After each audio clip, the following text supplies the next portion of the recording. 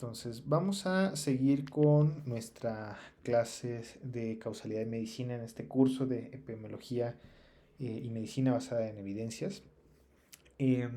Este tema tiene como objetivos que ustedes entiendan el concepto de causalidad de eventos, que es un concepto muy importante dentro del punto de vista epidemiológico, pero también desde el punto de vista de la práctica clínica.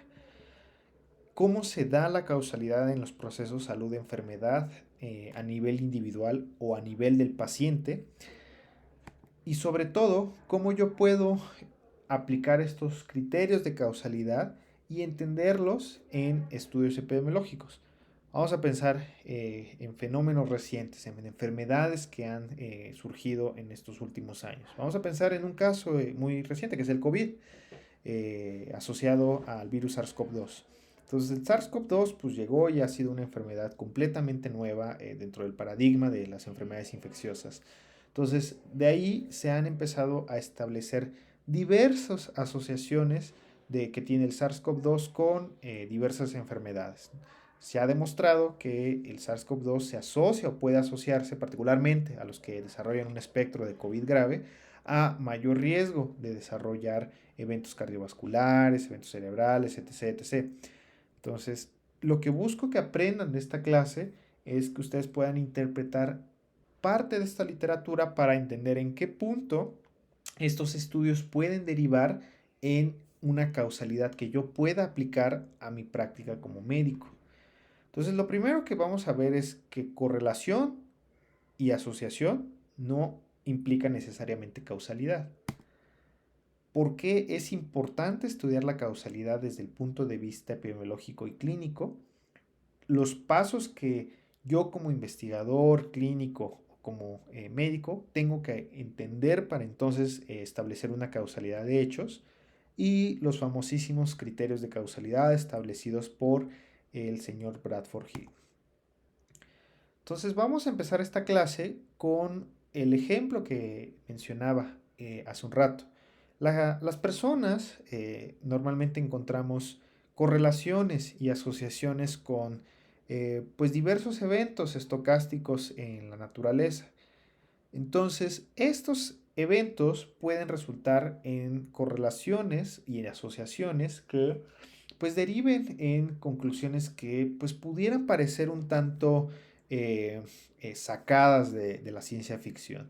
Entonces, si ustedes buscan en internet ejemplos de correlaciones que puedan resultar increíblemente ilógicas, pues los van a encontrar. Esta es una página muy famosa en epidemiología clínica que se utiliza como ejemplo. Ay, déjenme. Aquí no veo. Ayuda. Listo. Que quería sacar la pluma. Esta es una página que se utiliza mucho en epidemiología clínica para evaluar ejemplos que pueden resultar fuera del sentido común. Por ejemplo, en esta página y en estos autores establecen una correlación que hay entre el gasto que tiene Estados Unidos en ciencia, tecnología y desarrollo espacial con el número de suicidios por estrangulamiento, sofocación o ahorcamiento que se dan o que se han dado en los últimos o en un periodo de 10 años. Entonces aquí en rojo se ve el gasto que ha tenido en estos tres rubros comparado con el número de suicidios que ha habido en este país en este periodo de estudio. Y como pueden ver, la línea pues pareciera que va de la mano. O sea, pareciera que a la vez de que hay un mayor número de eh, gastos o de inversión en estos tres rubros de tecnología, pues hay un mayor número de muertes o suicidios por estas causas. Entonces, esto nos habla de que pareciera que mientras más se gasta en ciencia, tecnología y espacio, pues mayor número de suicidios hay. Aquí la pregunta sería, entonces esto quiere decir que si el gobierno gasta un chorro de dinero en ciencia y espacio, ¿la gente se va a empezar a ahorcar más? Segundo ejemplo que pareciera un tanto ilógico. Esto les traigo una gráfica que muestra el consumo de queso por cápita o per cápita en Estados Unidos, comparado con el número de personas que han fallecido por estrangulamiento o enredadas en las sábanas. Entonces, algo similar a lo que vimos en la gráfica pasada. Pareciera que mientras más consumo per cápita de queso, mayor número de personas fallecen por estrangularse o por sofocamiento en las camas. Entonces aquí alguien podría decir, encontré una correlación, una asociación entre el consumo de queso y el número de gente que se muere en la cama por estar ahorcado. Entonces, una conclusión errónea sería, dejen de consumir queso, o sea, dejen de consumir queso porque eso en automático me va a derivar en que la gente empieza a morirse más en sus camas. Ustedes, como médicos y como personas razonables, ¿dirían que esta es una conclusión válida? No. Pues no, No. esto al final se traduce en que los datos resulta que hay una correlación que derivó en una correlación bastante curiosa, pero que puede resultar en una correlación estadísticamente significativa. O sea, como pueden ver, la línea, o sea, son como hermanos. Pero de eso a que se traduzca a una conclusión como la que acabo de hacer, de que la gente tiene que disminuir el consumo de queso y en automático yo tengo que prohibir el queso en un país para que la gente se deje de morir, eso pues no es el caso. Y por último, les traigo un ejemplo que es como el más conocido de esta página, que nos habla del número de personas que se han ahogado en las piscinas de los años 1999 a 2009 y el número de películas en las cuales Nicolas Cage ha aparecido en el mismo periodo de estudio. Como pueden ver aquí, pues pareciera que pues van de la mano las dos curvas, eh, mientras más películas o mientras Nicolas Cage aparezca en las películas, pareciera que la gente se pues ahoga en piscinas. Entonces, ¿será que Nicolas Cage tenga que dejar de aparecer en las películas? Entonces, quiero que entiendan esto y lo vamos retomando un poco de las clases de diseños epidemiológicos. Correlación no implica causalidad. Este es un ejemplo muy bonito a través de un patito, ¿no? El patito va cruzando por ahí, en la acera, y pues a los lados, pues hay como una reja toda rota, ¿no? O sea, toda destruida.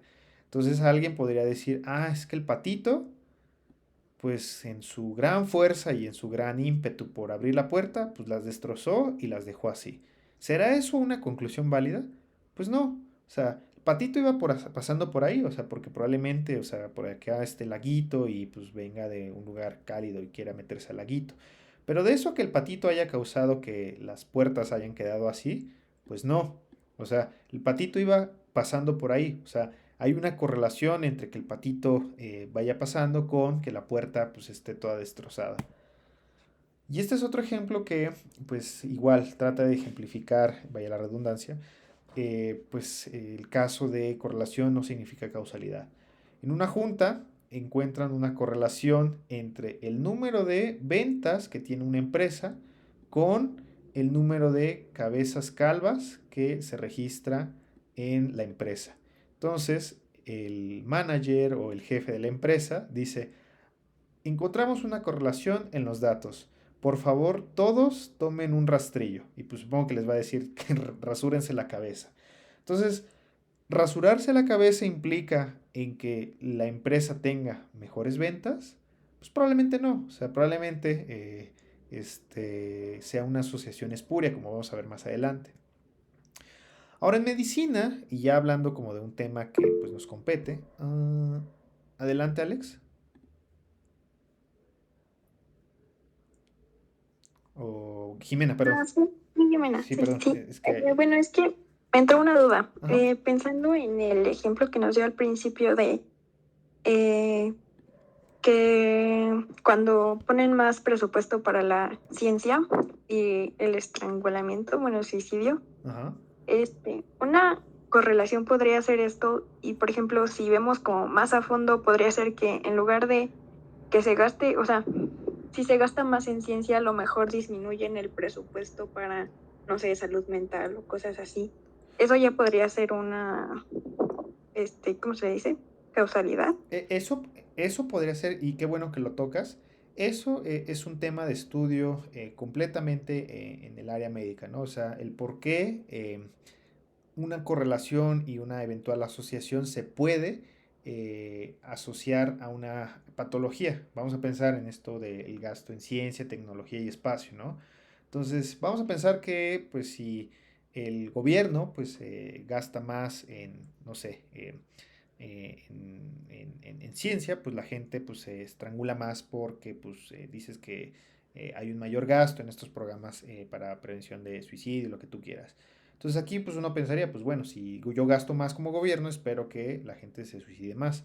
Entonces aquí es cuando pues viene la parte de los criterios de causalidad. O sea, para que yo pueda establecer que mi gasto en ciencia y tecnología cause mayores suicidios en mi población, yo tengo que pasar por estos criterios que vamos a ver más adelante. El ejemplo que vamos a ver en estas gráficas, pues solamente nos habla que los datos pueden correlacionarse, pero de eso a que haya una causalidad de eventos es otro boleto. Ok, doctor, muchas gracias. Entonces, vamos a retomar este comentario que hizo esta Jimena en los criterios de Bradford Hill. Y creo que va a resultar en un ejemplo muy ilustrativo. Bueno, entonces, este, en medicina, pues normalmente esto, ah, pues es un reto, porque pues estos ejemplos que vimos, que pareciera que son ilógicos, en medicina si los quisiéramos tratar de encontrar, pues va a haber mucha evidencia que al final trata de asociar un millón de eventos, un millón de factores relacionados a las enfermedades y más cuando estas son de origen multifactorial. Entonces, lo primero que sucede, y este es como el proceso en el cual se da una correlación, asociación y eventual causalidad, es que un clínico slash epidemiólogo, de manera astuta, encuentra de manera, como por así decirlo, de ojo buen cubero, esta asociación. Y esto es muy común en la práctica clínica, y esto es muy común que lo vayan a ver en sus rotaciones. Que el médico que ya lleva 20 años en la clínica, en el hospital, etc., etc., les diga, es que yo he visto que dentro de todos los pacientes que he visto, los pacientes que consumen, vamos a pensar, medicamentos herbolarios, a todos les dio una enfermedad por amputación diabética, ¿no? Entonces es muy común que los clínicos, los epidemiólogos, como están expuestos constantemente a una área de estudio, encuentren asociaciones que por simple ojo puedan decir, ah, es que una cosa se asocia a otra, ¿no? Vamos a pensar un ejemplo que tal vez no sea como tan médico, ¿no? Pues ustedes pasaron por primero y segundo año de la carrera y dijeron, bueno, estudié de mil y un formas para los departamentales y me di cuenta que probablemente desvelarme pues no me haya hecho como mucho beneficio. Entonces yo me di cuenta que si yo duermo 8 horas antes de mis exámenes departamentales, pues me va mejor. Al menos así me fue en los últimos 5 exámenes que hice. Dormía 8 horas y sacaba más de 8 en mi examen departamental. Entonces, ustedes como médicos o como estudiantes de medicina le dicen a su compañero, pues empieza a dormir más, empieza a dormir un poco más para que puedas descansar y así tengas mejores resultados. Entonces ustedes identifican una asociación con un evento. Ahora el siguiente paso, que es lo que pues busca, lo que se busca dentro de esta pirámide de la evidencia, es juntar datos epidemiológicos que se traduzcan en estudios epidemiológicos que traten de buscar una confirmación de esta asociación. Y para esto, pues usualmente nos fijamos en que sea una muestra representativa de mi población, que esté libre de sesgos, o sea, que esté bien hecho desde el punto de vista metodológico y sobre todo que trate de ajustar o de evaluar posibles confusores. Ahorita vamos a retomar este término de confusores, que es muy importante que lo entiendan dentro de la epidemiología clínica. Y ya cuando tengo estos estudios y ya cuando tengo una cantidad considerable de ellos, Pues entonces, conforme más crece la evidencia en respecto a una exposición, un factor asociado o un evento que puede estar asociándose a una enfermedad, pues esta asociación de la exposición con el desenlace de interés, pues va a ir creciendo en cuanto al nivel de evidencia. O sea, vamos a pensar que hace algunos años, cuando recordábamos el ejemplo del estudio de la epidemiología, hace algunos años no se conocía la asociación que tenía el cigarro con el cáncer de pulmón. Entonces, en los años 60 la gente fumaba a diestra y siniestra. Hasta era considerado como un símbolo de estatus social. Mientras más fue creciendo la evidencia en torno de la asociación del tabaquismo con el cáncer de pulmón, más fue creándose este nivel de evidencia como para decir, se tiene que dejar de fumar en espacios cerrados. Y por ende se llegó a tener medidas de regulación para tener un mejor control del tabaquismo en la población. Pero para que llegáramos a eso, tuvieron que pasar muchos estudios, muchos años, eh, estudios epidemiológicos para tratar de establecer esta asociación. Ahora, las asociaciones, lo que buscamos es que tengan una causalidad de hechos. O sea, que si yo encuentro una asociación entre, vamos a retomar el ejemplo, entre dormir temprano previo a mis exámenes departamentales, exista un fundamento que sustente dentro de la teoría fisiopatológica, etc., etc., que me diga que hay una relación causal entre dormir más y sacar mejores calificaciones. Lo vamos a retomar también con el ejemplo que puso esta Jimena. Entonces, ¿por qué es importante estudiar esta causalidad? Porque finalmente las enfermedades y por ende los procesos epidemiológicos son continuos. Año con año, década con década, pues van surgiendo nuevas enfermedades y por ende van surgiendo nueva evidencia al respecto del proceso salud de enfermedad que existe en una población. Entonces, como este proceso es continuo y va a estar transformándose a lo largo del tiempo, las asociaciones que yo encuentre en un periodo específico del tiempo, vamos a pensar hace unos 10 años, van a estar cambiando con las asociaciones que yo encuentre con la evidencia en años actuales. Entonces, esto finalmente va a estar fundamentándose en la información que yo junte al respecto. O sea, al final, yo aquí tengo en este cuadro ciertos procesos conductuales que va a tener el humano o va a tener las personas. Fumar, consumir alimentos ultraprocesados, dormir más, etc. O sea, va a tener millones y millones de comportamientos y que van a estar en función de la población. O sea, nuestra población mexicana no es la misma población de cómo se comportaba hace 40 años. Entonces, este comportamiento va a derivar en factores que pueden provocar una enfermedad. Ahora, estos factores pueden causar pues otra serie de factores que nosotros dentro de un diseño epidemiológico estamos midiendo.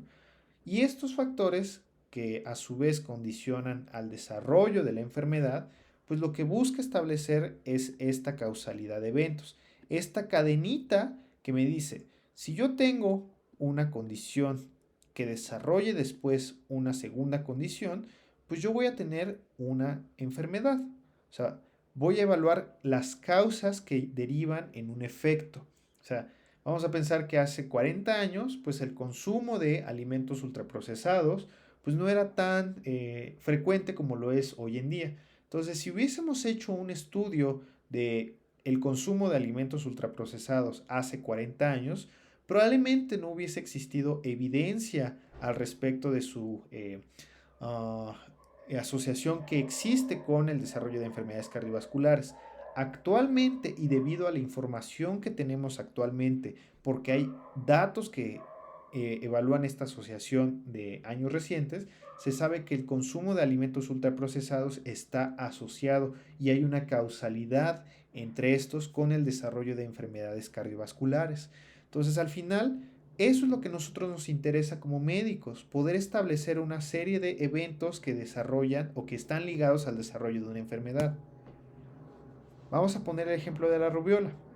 Este es un ejemplo que igual se utiliza mucho en epidemiología porque hace algunos años pues se veía que los niños tenían un cierto pues, desarrollo de una enfermedad por sarampión, perdón, por rubiola, que daba un patrón muy característico, ¿no? Si lo van a ver en sus clases de pediatría, que el patrón característico es que pues, el eritema esté localizado, que esté con ciertas características, etc. etc. Esto se veía de manera clínica. De manera molecular, todavía no se sabía que esto era asociado a un virus en particular. Estoy hablando de los 1900 para atrás. O sea, ya se sabía que existía una enfermedad que ocasionaba este tipo de pues patología.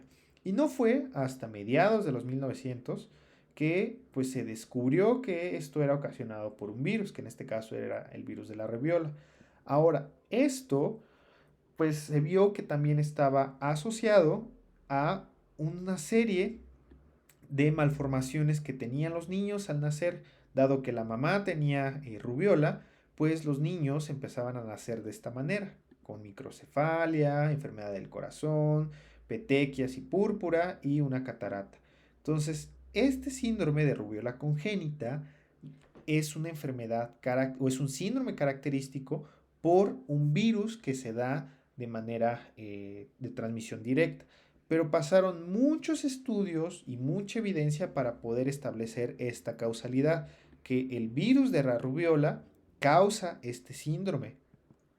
Y en años recientes, con el ejemplo del COVID y el SARS-CoV-2, pues ha sido todo un tema de estudio. Y ha sido todo un tema de estudio porque originalmente se creía que el SARS-CoV-2 pues solamente iba a ser una enfermedad que pues se afectaba particularmente a personas con cierto espectro de edades, ¿no? Por ejemplo, que afectaba más a los que tenían más de 80, 70 años. Entonces se pensaba que la población general pues no iba a tener tanta carga de SARS-CoV-2 y de hecho si se acuerdan en las conferencias matutinas, conferencias vespertinas, pues se decía que el SARS-CoV-2 solamente iba a afectar a un 2% de la población. Me refiero a afectar, o sea que iba a desarrollar un espectro moderado severo de la enfermedad que requeriría hospitalización. Ahora, lo que se vio y lo que la evidencia demostró es que dado que el SARS-CoV-2 representaba una enfermedad de origen desconocido, pues empezaba a haber reportes epidemiológicos que demostraban que el SARS-CoV-2 afectaba de mayor medida a pacientes con diabetes tipo 2 y que estos a su vez tenían una menor sobrevida, es decir, que si se infectaban con la enfermedad, pues empezaban a tener una menor supervivencia comparado con los pacientes que no tenían diabetes. Entonces, ya después, con el creciente número de evidencia, se demostró que el SARS-CoV-2 pues aumenta los mismos niveles de glucosa en sangre, o sea, hace que se dispare la glucemia en estos pacientes, exista un proceso de inflamación sistémica asociado a la combinación de SARS-CoV-2 y diabetes, que haya una coagulación o un aumento de los factores procoagulantes, y esto aunado de que los pacientes sobrevivan, pues promueve el desarrollo de obesidad y de enfermedades cardiovasculares y de hipertensión en pacientes que están hospitalizados o que sobreviven en la enfermedad. Y esto se asocia y está demostradísimo que existe un peor pronóstico de la enfermedad dado que los pacientes tuvieron diabetes y SARS-CoV-2. Entonces, todo esto tuvo que haber pasado una serie de evidencia al respecto para que nosotros pudiéramos trasladarlo en medidas epidemiológicas.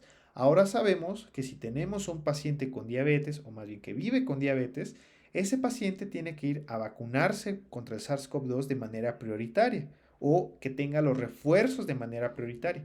Entonces, quiero que esto lo entiendan como un proceso en el cual la evidencia va creciendo de tal forma que nosotros como clínicos podamos dar recomendaciones que ya sabemos que van a establecer o que van a subyacer a un proceso de causalidad. Entonces, los primeros pasos para evaluar la causalidad es, ya que identificamos una asociación por un clínico y que este clínico desarrolló un estudio, lo primero que se tiene que establecer es una asociación estadística que nos traslade en un riesgo. Cuando vimos el ejemplo de la clase pasada de el consumo de dieta pobre en calcio con la probabilidad de tener osteoporosis, pues esto se puede trasladar como una posibilidad, como un riesgo, como una razón de Mobius, como quieran verlo. Pero finalmente hay una asociación. Hay una asociación entre que si yo consumo menos calcio en mi dieta, probablemente tenga mayor osteoporosis. ¿En qué medida? Pues ya vimos, en 10 veces más de acuerdo al odds ratio o 9 veces más de acuerdo a la razón de riesgo, al riesgo relativo. Entonces, lo primero es identificar esta asociación estadística. Y esto, pues tenemos que evaluar si esta asociación, siempre entender lo que no se traslada directamente a una causa directa. O sea, que existe una asociación no significa que exista una vía causal que pudiera estar estableciendo este evento. Lo vamos a ver más adelante. Lo segundo es que esta asociación pues sea efectivamente más frecuente entre los expuestos comparado con el grupo de los no expuestos, como lo vimos en el ejemplo de la dieta pobre en calcio. Segundo, que la asociación sea real, o sea, y que esta asociación no sea una asociación espuria. ¿Cómo lo evalúo? Pues una forma es a través de mis intervalos de confianza. Si mis intervalos arrojan que están por arriba del 1, o sea, me está diciendo que si yo repitiera 100 veces el experimento, pues en un número, vamos a pensar en un 95% de esos experimentos hipotéticos, pues en todos de ellos me van a decir que efectivamente existe una asociación real a mi exposición para desarrollar esta enfermedad. Y lo otro, que si la asociación es directa o indirecta. Ahorita vamos a entender qué es esto. Lo segundo, ya que establecí una asociación, tengo que establecer una relación temporal de hechos. O sea, ¿qué fue primero, el huevo o la gallina? En este caso, ¿qué fue primero, mi exposición o mi enfermedad? Lo ideal es que primero esté mi exposición y después, vamos a poner aquí exposición, y después se desarrolle la enfermedad. O sea, porque no puede ser al revés. O sea, no puedo tener que mi enfermedad se asocie a una exposición. Vamos a pensar que el cáncer de pulmón, perdón, el tabaquismo está asociado a cáncer de pulmón. Aquí la pregunta es, ¿será lógico pensar que el cáncer de pulmón haga que las personas fumen más? Entonces, la relación temporal tiene que estar subyaciendo a la lógica de la causalidad, o sea, de los criterios que vamos a ver más adelante. El tercer punto es eliminar estas explicaciones alternativas. Un poco con el ejemplo que decía esta Jimena. Pues bueno, ¿qué pasa si en realidad pues que el gobierno gaste más en programas para ciencia y tecnología, pues se está asociando a un mayor número de suicidios? Pues entonces aquí yo tengo que eliminar que no se deba a otras explicaciones que pudieran estar también asociadas a este evento y que me pudieran estar explicando de mejor manera este fenómeno. Y esto es muy difícil a veces porque pues no siempre tenemos como todas las variables como para poder establecer estas explicaciones alternativas.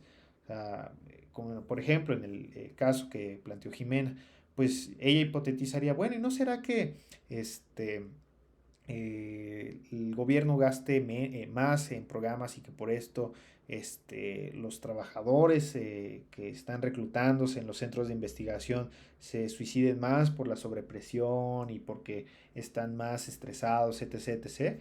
Pues bueno, aquí habría que ver si esto tampoco se debe a que pues como estamos gastando más en ciencia y tecnología, pues la población tiende a tener mayor prosperidad económica y con mayor prosperidad económica viene pues un mayor crecimiento urbano, un mayor crecimiento en posibilidades de expandirse y esto se traduce en que existe un mayor número de personas en las ciudades.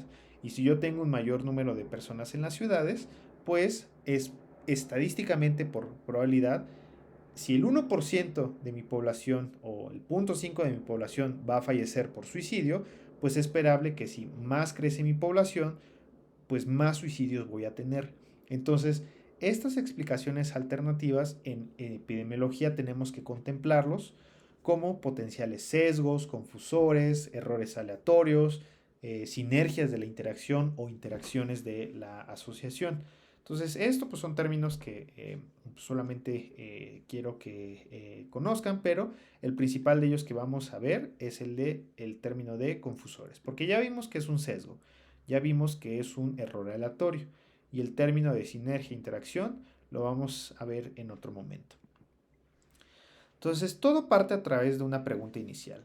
Si una exposición se asocia a una enfermedad, esta asociación refleja una relación causal. O sea, si el gobierno invierte en mayor ciencia y tecnología, esto se traduce a que existe una relación causal entre mayor inversión y mayor número de suicidios. Esto, insisto, es un ejemplo un poco burdo, pero en medicina a veces es un poco difícil establecer estas relaciones causales.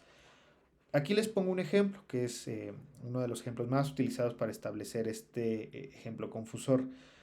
Vamos a pensar que en México, como en la mayoría de los países al sur del hemisferio, pues tienen climas asoleados. Estos climas asoleados pues se pueden traducir en que la gente consuma más helado. O sea, si se van ahorita a La Paz o a Mérida o alguna playa cercana que tengan a la mano, Acapulco, pues van a ver que la gente pues consume helados, raspados, bebidas refrescantes. Esto es algo que pues creo que pues es muy obvio, ¿no? Pero también la gente, como en donde hay más sol, vamos a pensar en la playa, pues tiende a quemarse o tiende a desarrollar quemaduras del sol. Entonces no es raro encontrar en la playa, por ejemplo, extranjeros que pues, tienen mayor o hay un mayor número de personas, en este caso extranjeros, que pues, no se cubren apropiadamente y pues desarrollan quemaduras de sol. Entonces uno podría pensar de manera muy lógica, pues el hecho de que yo tenga un clima soleado va a estar asociándose a que la gente pues consuma más helado, pero también va a estar asociándose a que la gente pues tenga mayores quemaduras de sol. Ahora, ¿qué es esta triangulación? Pues uno podría pensar, dado que la gente tiene mayor consumo de helado y mayor quemadura y todo se asocia a que haya un mayor clima soleado, pues es lógico pensar, ¿será acaso que el consumir helado se asocie a que yo me queme más? ¿O al revés, que yo me queme más se asocie a que yo consuma más helado? Desde un punto de vista lógico, pues pareciera que no. O sea, pues aquí alguien me podría decir, pues es que el helado, pues no tiene nada que ver con que pues yo me asolé más. O que yo me asolé más no está asociado a que yo consuma más helado. O igual y sí, igual y pues para quitarme el quemazón, pues me voy a consumir pues una limonada, ¿no? Qué sé yo. Pero bueno, finalmente, y lo que quiero que entiendan es que a pesar de que existe una potencial asociación entre consumir helado y tener quemaduras de sol, esta asociación no, o esta correlación, no establece una causalidad. Y por ende, si alguien quiere asociar estos dos eventos, probablemente esté asociando esto como una variable de confusión. Vamos a ver adelante qué significa esto. Entonces, a grosso modo, hay dos tipos de asociaciones. Aquellas asociaciones reales, OG, que tienen un sustento fisiopatológico y que tienen una asociación dentro de un punto de vista fisiopatológico, y aquellas asociaciones espurias. Las asociaciones reales pues son eso, o sea, es que ocurre un evento dado que yo tuve una exposición a un factor. Entonces, esto pues puede ser muy variable dependiendo de la enfermedad, yo puede estudiar lo que uno quiera, pero finalmente puede encontrar asociaciones reales en medicina. Por ejemplo, el caso de fumar y tener cáncer de pulmón. Y las asociaciones espurias son aquellas que se deben al azar, como en el caso de que mis intervalos crucen este límite de la unidad, por sesgos, que esto lo vimos en nuestra clase de diseño de estudios, que el estudio tuvo deficiencias metodológicas que no previeron más bien el establecimiento de la asociación y por ende derivaron en conclusiones erróneas, o por confusión. O sea, alguien podría pensar, pues confusión es lo que dijo Confucio. No. En epidemiología, vamos a verlo, la confusión es esto. Vamos a retomar este ejemplo del tabaquismo. El tabaquismo está asociado con cáncer de pulmón. Pero también la gente que fuma tiende a pues, echarse con su cigarrito pues una copita de vino. O sea, esto es muy común vamos a pensar en el hoy en día, ¿no? O sea, que la gente en la noche pues fume y consuma una copita de vino, ¿no? Ahora, un efecto y una variable de confusión es esto, ¿cómo se llama? El consumir alcohol, o el consumir vino. ¿Por qué es una variable de confusión? Porque aquí yo podría establecer de manera errónea que consumir vino se asocia a mayor incidencia de cáncer de pulmón. O sea, uno podría pensar, dado que pues la gente consume tabaco, también consume vino, y dado que la gente que consume tabaco también tiene desarrollo de cáncer de pulmón, pues una confusión o una variable de confusión es establecer este vínculo en el cual, pues, dado que consumo más alcohol, tenga mayor incidencia de cáncer de pulmón. Entonces, esto nos habla de que el vino o el consumir tal alcohol o el consumir vino es una variable confusora entre la relación que hay entre el tabaquismo y en cáncer de pulmón. Vamos a pensar aquí por un instante que yo hice un estudio donde medí solamente el alcoholismo o el consumo de vino. Yo solamente medí esto. Entonces, al final, yo quiero asociar el consumo de vino con el desarrollo de cáncer de pulmón. Y lo más probable es que lo encuentre. O sea, lo más probable es que si yo haga una tabla de 2x2 y haga todo este rollo de medidas de asociación, encuentre una medida que me diga que el consumo de vino está asociado con el cáncer de pulmón. Pero ¿qué pasa si yo no medí el tabaquismo? Pues yo falsamente asociaría el alcohol con mayor incidencia de cáncer de pulmón. Entonces, ¿en qué momento esta variable se vuelve una variable de confusión? En el momento en el que yo decidí medir tabaquismo también. Entonces, esto ya cuando considere la relación que hay de manera conjunta entre el tabaquismo y el consumo de vino, pues al final quien va a estar realmente asociándose es el tabaquismo. Y el consumo de vino en realidad era una variable confusora, era una variable que pudiera estar falsamente dándome una asociación. Entonces, el reto de evaluar la confusión es no contemplarla. O sea, el reto es que yo no estoy contemplando otros factores que pudieran estar asociándose dentro de mi evento de interés. Entonces, adelante, Jimena.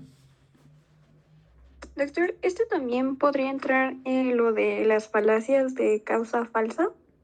Justamente, eh, el, la confusión es un tipo de falacia esencialmente, o sea, donde tú estableces un tipo de argumento basado en la premisa de que, en este caso, el tabaquismo se asocia a tus dos eventos. Entonces tú hipotetizas que el consumo de vinos se asocia a mayor incidencia de cáncer.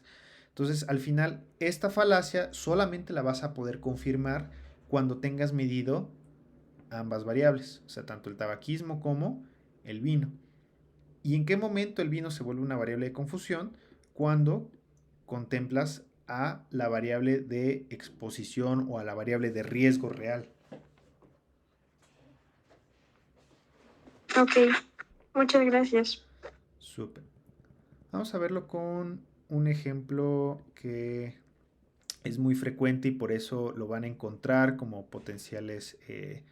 este, como potenciales variables de ajuste. Vamos a pensar que yo quiero evaluar el... ah,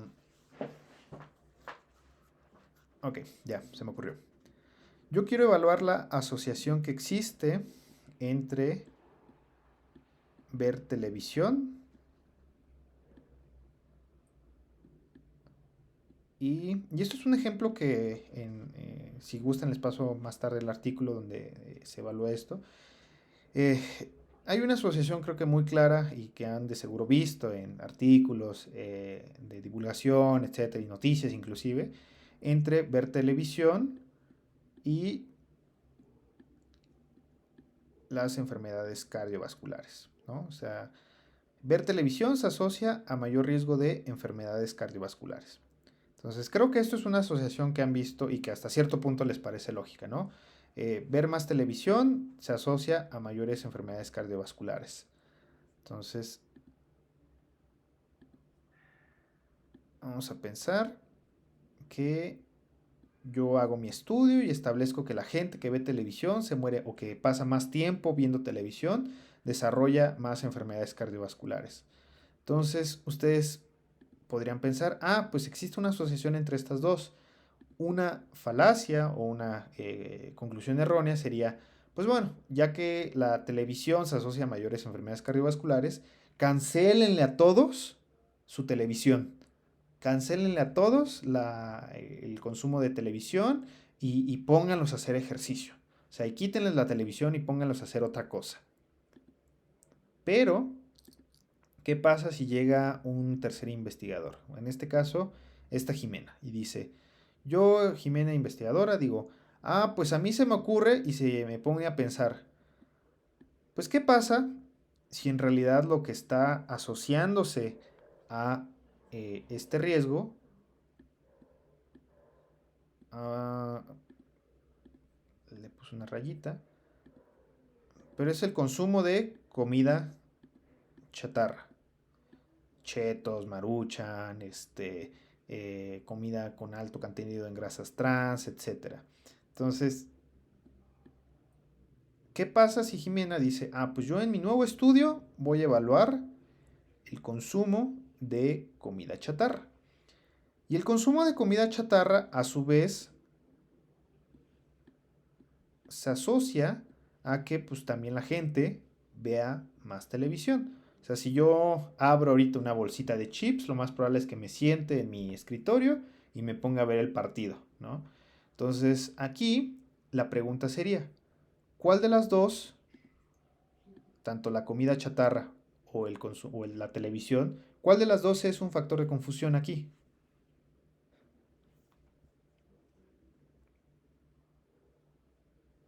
El ver televisión. El ver televisión, muy bien. Leti, ¿cierto?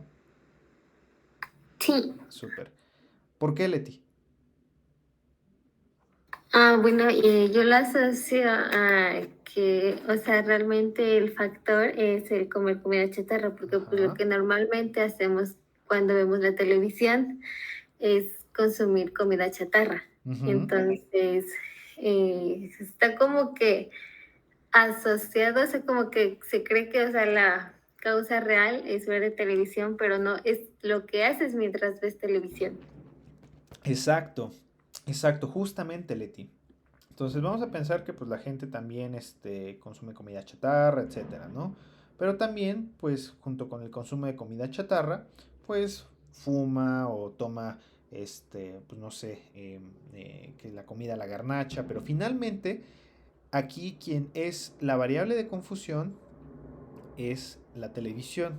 Entonces, si yo hiciera un estudio, ahora vamos a verlo al revés, que evaluara el consumo de comida chatarra, vamos a cambiarla. Ahora en lugar de consumir comida chatarra, vamos a evaluarla como mayor número de horas o como el sedentarismo. Vamos a evaluarlo como tal. Entonces, el sedentarismo, pues probablemente también se asocia al consumo de comida chatarra, pero es poco probable que si yo, eh, o sea, vamos a ponerlo como potencialmente probable, porque alguien me puede decir, es que si yo cada vez que me abro una bolsa de chips, me acuesto y por ende ya no hago nada, o sea, y ese día ya no hice nada. Entonces vamos a pensar que potencialmente es cierto, ¿no? Entonces aquí, si yo quisiera evaluar el efecto que tiene la comida chatarra sobre el desarrollo de enfermedades cardiovasculares, tengo que evaluar otras variables confusoras. En este caso, el sedentarismo. Entonces, el sedentarismo es una variable de confusión en esta relación que existe. ¿Ok? O sea, quiero que entiendan la confusión como aquella variable que me pudiera estar falsamente asociándose a un evento cuando yo no estoy midiendo mi variable original. Creo que alguien levantó la mano. Katia. No, fuiste otra vez tú, Jimena. Ay, perdón otra vez. Es que, No, adelante. bueno, justamente antes yo estaba pensando que a lo mejor la comida chatarra también podría ser una variable confusora porque a lo mejor la original podría ser el sedentarismo, porque el sedentarismo podría causar tanto el aumento de comer comida chatarra, pues no sé, porque te da flojera hacer tu propia comida, no sé, comida sana, y pues la pides y es más fácil. Y también, pues el sedentarismo está asociado con ver más tiempo la televisión. Claro. Entonces yo pensaría en el sedentarismo como variable original. Claro. Ese argumento es muy válido. Aquí pues yo les puse el ejemplo del sedentarismo como una variable que pues probablemente sea de interés medirla entre la relación de la comida chatarra y enfermedades cardiovasculares. Pero vamos a regresarnos tantito con el ejemplo de la televisión. ¿En qué punto yo puedo decir que esta es en realidad una variable de confusión? Cuando yo al aplicar mis criterios de causalidad, esta variable, que en este caso es la televisión, no tiene un fundamento causal en el cual yo pueda establecer que vamos a pensar, mayor horas que yo pase en televisión, mayor enfermedad cardiovascular. Entonces, el ejemplo tanto de la televisión, comida chatarra y sedentarismo tienen que pasar por estos procesos de relación causal y lo vamos a ver más adelante con los criterios de Bradford Hill. Si una variable o un factor que yo hipotetizo que se asocia a algo falla en cumplir estos criterios de causalidad, entonces ahí yo puedo decir, es que probablemente esa variable era una variable de confusión. Entonces, creo que se escucha un poco raro mi lugar. A ver. Bueno, entonces, ¿por qué es importante, y justamente lo acabas de notar tú, Jimena, por qué es importante establecer estas cuestiones y estas consideraciones? Porque es importante establecer la relación de los hechos. O sea, que al final, dentro de mi ejemplo, que yo pueda decir con contundencia que la comida chatarra se asocia a mayor enfermedad cardiovascular o al revés, que igual y sí existe una relación con ver más televisión con el desarrollo de enfermedad cardiovascular. Entonces, en la manera en la cual yo entienda cómo se comportan estas relaciones causales, pues yo voy a establecer pues cuál va a ser el proceso de la enfermedad. O sea, que si yo consumo más comida chatarra, voy a tener más enfermedades cardiovasculares y no al revés. Entonces, es importante entender que si yo quiero evaluar una variable de estudio y que ésta se asocie a mi enfermedad, yo tengo que contemplar que esta variable en realidad no es una variable de confusión. Aquí en este caso, el factor X pues me está estableciendo esta variable de confusión real. Entonces, lo que yo quiero observar es que mi asociación si realmente apunta a una sola dirección y no al revés. Y lo segundo, que esta asociación no se deba a una tercera variable X, que en este caso es una variable de confusión. Entonces vamos a ver más adelante cómo se comprueba esta causalidad. Entonces hay tres tipos de mecanismos causales. Causa necesaria, que está presente en todas las enfermedades de tal forma que si este factor está presente, la enfermedad va a suceder. Por ejemplo, para que yo pueda desarrollar COVID-19 es necesario que yo tenga SARS-CoV-2. para que yo tenga manchas de Kopling es necesario que yo tenga el virus del sarampión. Entonces, la causa necesaria es yo tengo un factor y ese factor es, o más bien yo tengo una enfermedad y existe un factor necesario para que se desarrolle esa enfermedad. Esto normalmente se presta mucho para enfermedades infecciosas, o sea, donde pues un solo patógeno me va a dar una enfermedad en específico. Enfermedades infecciosas. Está las causas contribuyentes / causas componentes, en la cual pues es necesaria en algunos casos. Por ejemplo, el desarrollo de cáncer de piel y exposición a rayos UV. O sea, la gente puede desarrollar cáncer de piel porque se expuso a los rayos ultravioleta, pero no todos los cánceres de piel están ligados a que yo me exponga a mayores rayos ultravioleta. O sea, al final es un contribuyente al desarrollo de una enfermedad. Y finalmente están las causas suficientes. ¿Por qué digo que es causas? Porque al final las enfermedades y la gran parte de las enfermedades crónicas van a tener un gran componente, un gran número de causas que se asocien al desarrollo de una enfermedad y que esta al final es inevitable. Y decimos que son causas porque existen varios fenotipos de una sola enfermedad. Vamos a pensar en este caso, la aterosclerosis. La aterosclerosis, a grosso modo, es que tengas una placa de lípidos en las arterias. Es una definición muy vaga, pero esa es la aterosclerosis. Entonces, la aterosclerosis es el compuesto de varios factores genéticos, ambientales, sociales y terapéuticos. Y ahora, la pregunta es, ¿todos los pacientes que tengan una carga genética, ambiental, social y terapéutica van a desarrollar el mismo grado de aterosclerosis? Pues aquí eso es algo que se ha estudiado recientemente, que existen diversos fenotipos de una sola enfermedad y visto de una manera clínica ustedes lo pueden evaluar, porque hay pacientes que viven con diabetes que desarrollan, por ejemplo, más eventos cardiovasculares, más amputaciones, más retinopatía, si al final todos tienen diabetes o todos viven con esta enfermedad. Entonces, cuando hablamos de causas, estamos hablando de que al final existen varios espectros o posiblemente varios subtipos de la enfermedad asociado a varios componentes. Entonces, usualmente esto es el gran pastel que sucede en medicina. Ahora, estos son los mecanismos, o sea, los mecanismos quiero que lo vean como bolitas de un pastel, o sea, yo tengo mi bolita A que me va a condicionar a que yo desarrolle sarampión. Yo tengo mi bolita dentro de mi pastel, la bolita A que son los rayos UV, pero también puedo tener mi bolita B, C que es mayor exposición a carcinógenos, terapias ionizantes, etc., que me van a condicionar a tener cáncer de piel.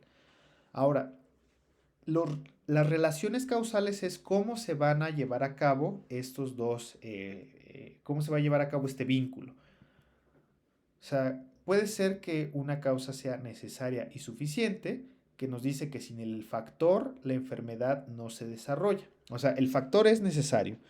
Si el factor está presente, o sea, si el factor es necesario, entonces es suficiente para que se desarrolle la enfermedad. Entonces, si el factor está presente, la enfermedad se desarrolla. El factor es suficiente y el factor es necesario. Y esto se da, te digo, como en los casos de enfermedades infectocontagiosas, donde yo tengo un patógeno, VIH. Esto es un patógeno necesario y suficiente para que se desarrolle la enfermedad por SIDA. Necesarias pero no suficientes. Se requieren múltiples factores y cada factor es necesario pero no suficiente. Vamos a pensar la fiebre reumática y el estreptococo. O sea, el hecho de que las personas tengan estreptococo no quiere decir que van a desarrollar todos fiebre reumática. Y finalmente están las suficientes pero no necesarias. O sea, que pueden contribuir a la enfermedad, pero que la relación puede cambiar o puede disminuir a lo largo del tiempo. Vamos a pensar en el ejemplo que pongo aquí.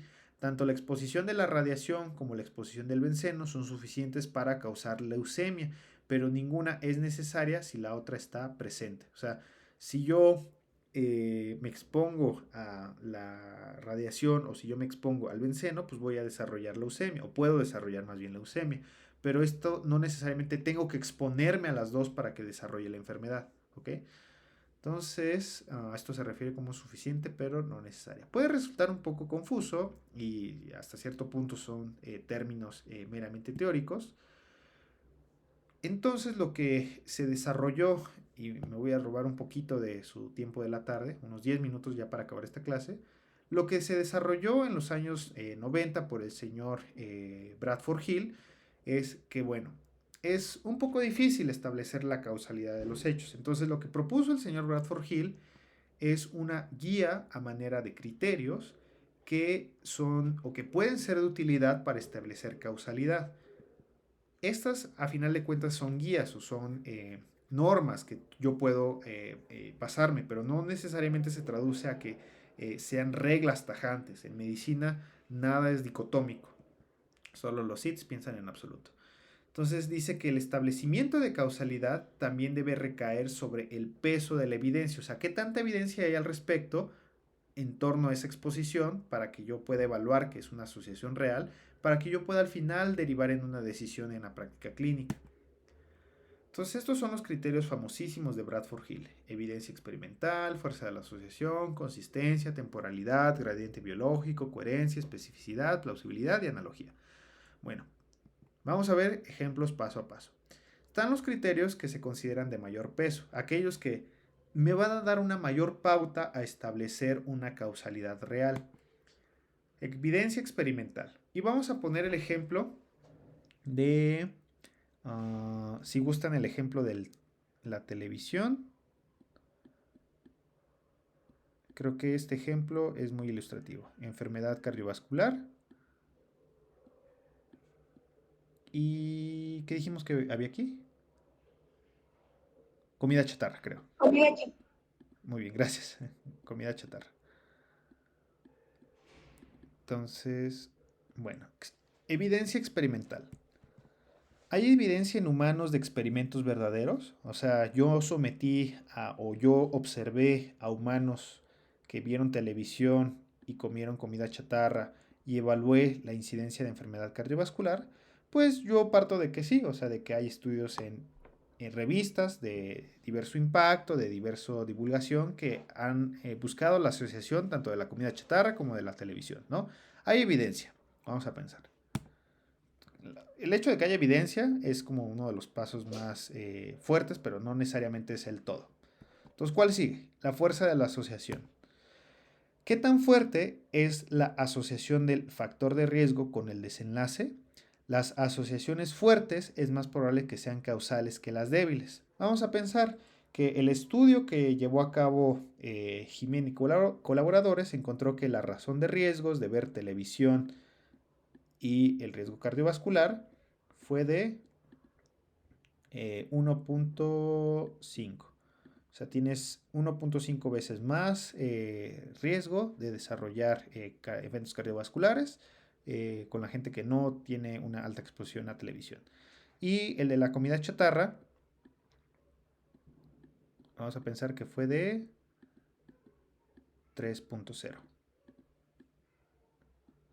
O sea, aquí ya me está diciendo, pues entonces pareciera que comer más comida chatarra me confiere mayor riesgo que el hecho de ver televisión. Vamos a pensar que esto se hizo en dos estudios por aparte. O sea, un estudio encontró esta razón de riesgos de la comida chatarra y este estudio encontró esta razón de riesgos con la televisión. Entonces uno pensaría, pues bueno, si yo ya hipotetizo esta relación causal, pues probablemente la comida chatarra confiera mayor riesgo que el ver televisión. Bueno, segundo criterio que apoya la comida chatarra. Consistencia. Esta asociación se ha replicado en otros estudios. O sea, un estudio, un artículo, un manuscrito que haya evaluado la asociación no necesariamente es suficiente. La misma asociación que se encontró en China es la misma asociación que se encontró en Estados Unidos, en México, en Brasil, en Europa. O sea, hay una consistencia en los resultados. Tanto Jimena et al. En China, tanto como Jimena en México, como Jimena en Estados Unidos, replicó en diversas poblaciones la asociación. Vamos a pensar que el estudio que encontró la asociación de la televisión con la enfermedad cardiovascular fue en Estados Unidos, ¿no? Porque en Estados Unidos hay un chorro de televisores así gigantes, de pantallas de 90 pulgadas, ¿no? Mientras que en otro estudio llevado a cabo, vamos a pensar en Indonesia, ¿no? En un país de mediano bajo ingreso. Pues esta asociación probablemente no haya sido estadísticamente significativa o inclusive no haya sido la encontrada. Al revés, incluso pudiera haber sido un factor protector. Mientras que otro estudio llevado a cabo en Estados Unidos encontró una asociación con la comida chatarra, pero también encontró la misma asociación en Indonesia.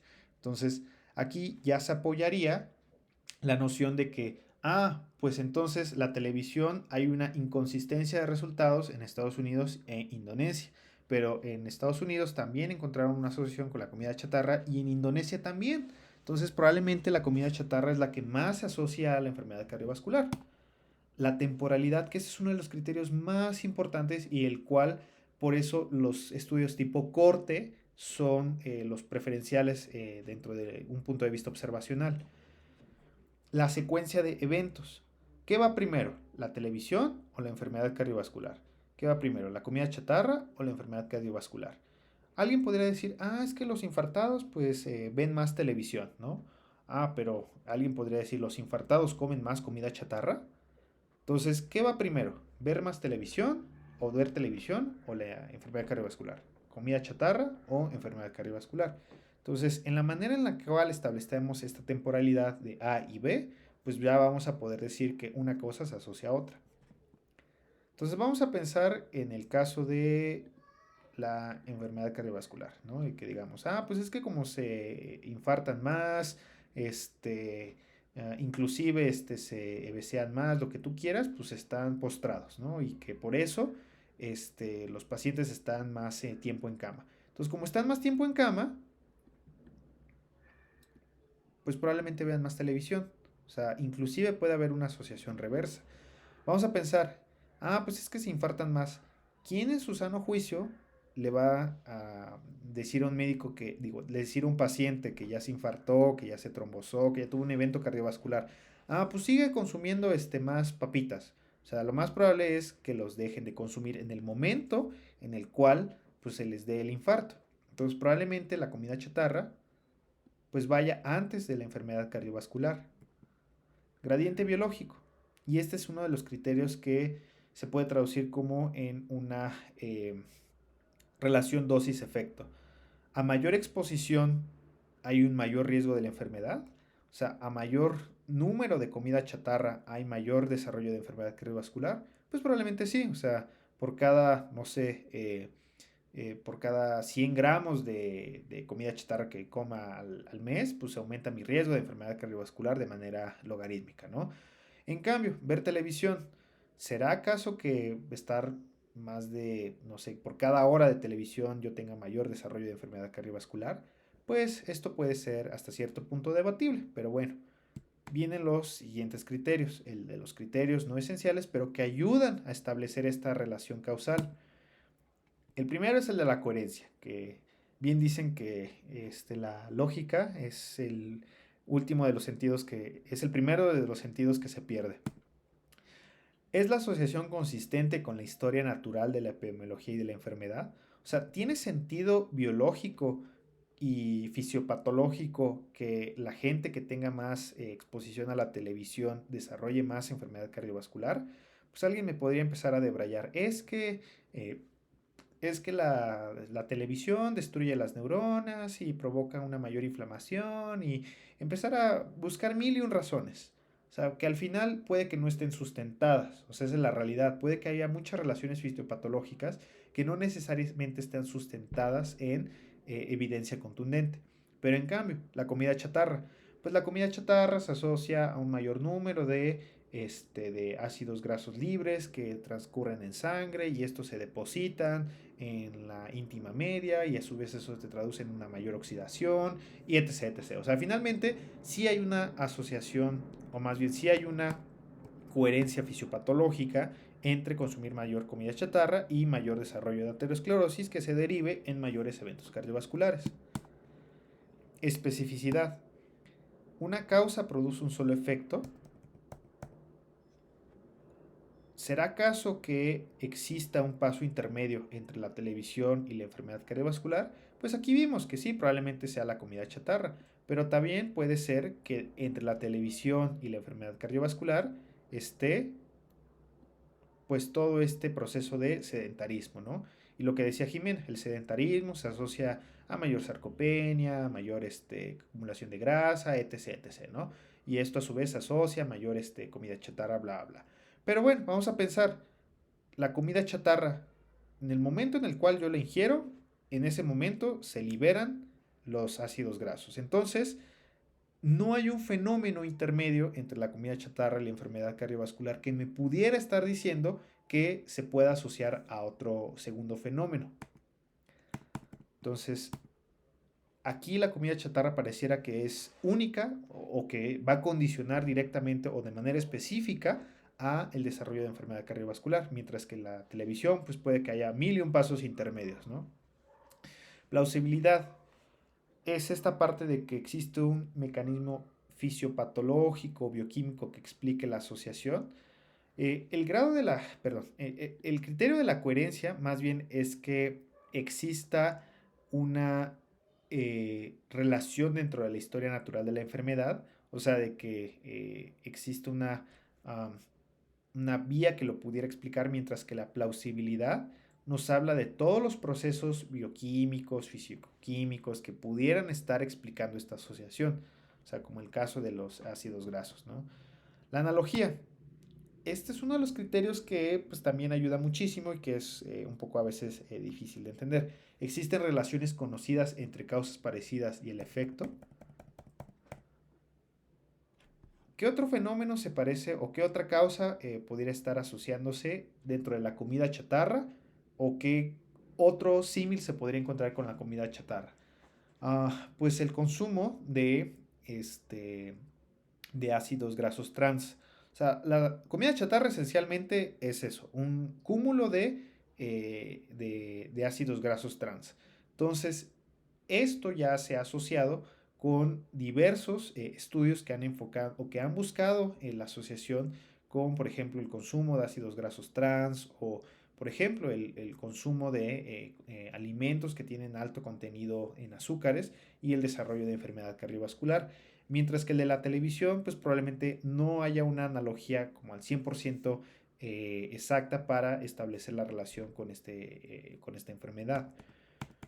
Entonces, al final, yo para establecer una causalidad tengo que preguntarme estos criterios, o sea, y que al final yo busque dentro de la evidencia si estos criterios se están cumpliendo.